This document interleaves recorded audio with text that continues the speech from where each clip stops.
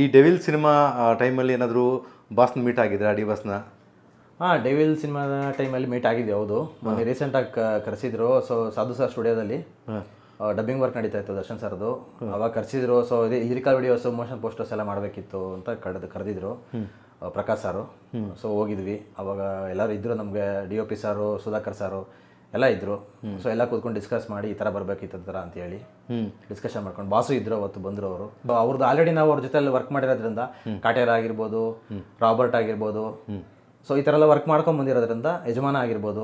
So ಅವರು already ನಮ್ಮ ಹೆಸರು ಗೊತ್ತಿತ್ತು, ನಾವು ಮೀಟು ಆಗಿದ್ದೀವಿ ಅವ್ರಿಗೆ. ಲೈಕ್ ಆ ಮೂಮೆಂಟಲ್ಲಿ ನಮಗೆ ಬಂದು ನಮಗೆ ಅವ್ರಿಗೆ ಮಾತಾಡ್ಸ್ಕೊಂಡು, ಲಾಸ್ಟ್ ಟೈಮ್ ಒಂದ್ಸಲ ಹಂಗೆ ಮನೆಗೆ ಹೋದಾಗಲೂ ಅಷ್ಟೇ ಅವರೇ ಬಂದು ಮಾತಾಡ್ಸಿದ್ರು ದರ್ಶನ್ ಸಾರು. ಚೆನ್ನಾಗಿದ್ದೀರಾ ಸರ್ ಅಂತ ಅಂದರು.